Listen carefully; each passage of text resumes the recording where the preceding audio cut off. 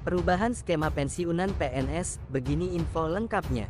Dilansir dari naikpangkat.com, skema pensiunan PNS belakangan masih menjadi topik perbincangan hangat. Kementerian Keuangan mengatakan bahwa hal ini tidak bisa dihindarkan agar tidak ada pembengkakan beban pembayaran di masa mendatang.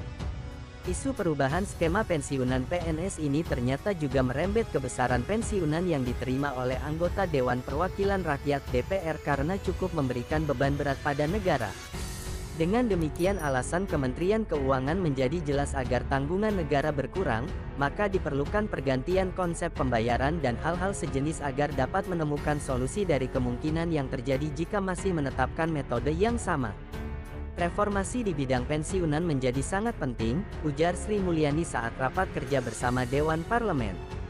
Skema pensiunan PNS yang saat ini berlaku adalah Pay As You Go atau PNS akan mendapatkan pembayaran ketika telah memasuki masa pensiunnya secara khusus atau dapat dikatakan untuk bisa disisihkan tiap bulannya hingga masa pensiun.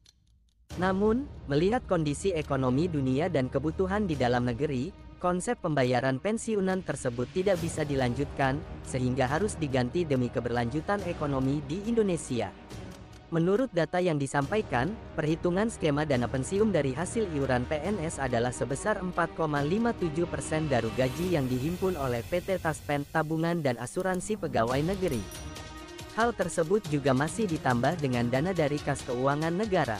Seperti dikutip dari Xindonesia, Kemenkeu mencatat adanya peningkatan penggunaan dana belanja bagi para pegawai negeri sipil PNS terhitung hingga tanggal 30 September tahun 2022 kemarin.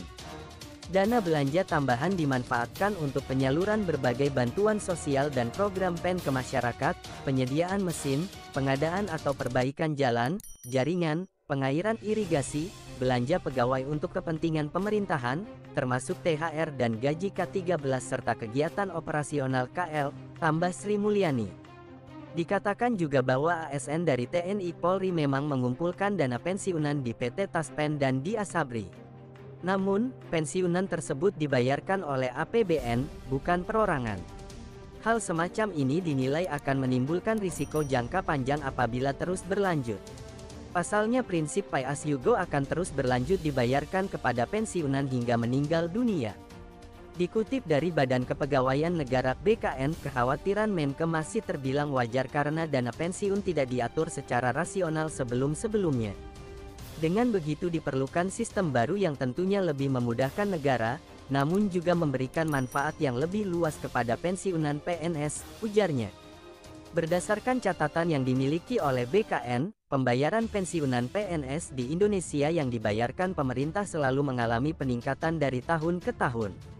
Dengan demikian sistem yang berlaku menyebabkan akumulasi pembiayaan dana yang sangat bergantung pada anggaran yang dialokasikan tiap tahunnya. Misalnya diambil pada tahun 2006 hingga 2013, kenaikan yang dialami oleh Kementerian Keuangan dalam pembiayaan pensiunan PNS adalah 184,2% atau dari 22,7 miliar rupiah menjadi 64,67 miliar. Sementara itu, jika merujuk pada data yang dimiliki oleh Direktorat Pengolahan Data BKN, dapat diprediksi bahwa akan ada kenaikan pensiunan PNS, meskipun pada tahun 2017 mengalami penurunan. Dengan demikian skema pensiunan PNS dalam hal pemberian dana setelah kerja akan mulai diterapkan secara fully funded. Sehingga di masa mendatang tidak mengalami pembengkakan pada anggaran belanja per tahun.